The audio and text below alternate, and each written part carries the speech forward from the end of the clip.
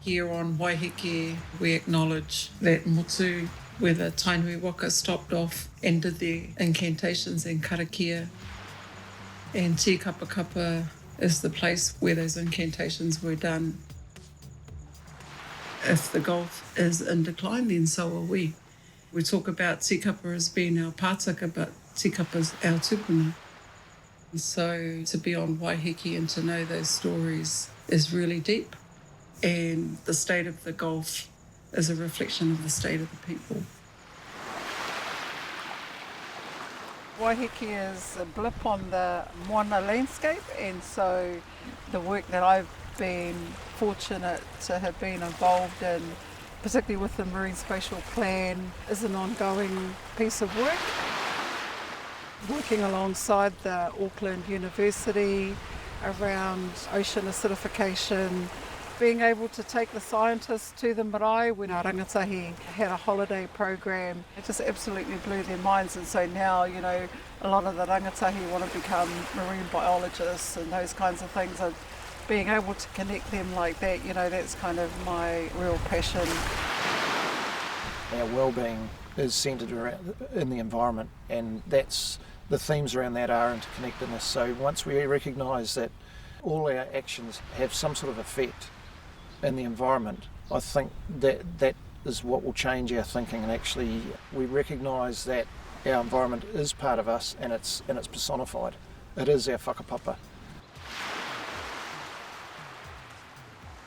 Just over a year ago, we laid a rāhui on the Thames coast for Ngāti Tamatera, and so just sharing my own experiences from that rāhui, came over to support our whānau. It was a good attendance for Ngāti Pāwa, a variety of different hapu, iwi and organisations of Ngāti Pāwa, ngā mātāwaka, or the other iwi that live here on Waiheke Island. We had a robust discussion, but in essence we actually could agree 100% on the kaupapa. It's not just about the science, it's a cry of our people saying enough's enough. We've had enough, we can't even feed our own mokopuna, can no longer go out and gather kai because it's no longer there. So it's definitely something that's of concern, not just for Ngāti Pāwa here on Waiheke, but it's a concern right around for other iwi, right around tikapa. What are the 4 key species that we need to protect? And so of course was identified with the koura, a tipa, our scallops, kutai and also pawa. These are significant taonga species. They're already extinct. So let's just put the rāhui around the whole island. It's easier to communicate. Don't go anywhere across the island to gather our kai moana. And 1 nautical miles was to ensure that it covered a decent area right around Waiheke.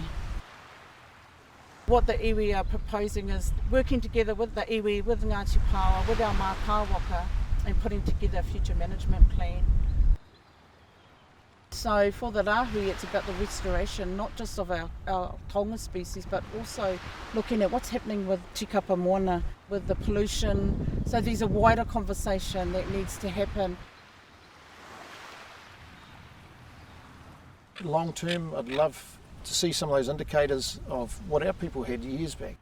Being able to fulfil our role as mana whenua, but being able to manaaki properly and know that we've got a resource out there that we can feed those people under our care, and know that there's a plentiful supply that's ongoing for generations down the track.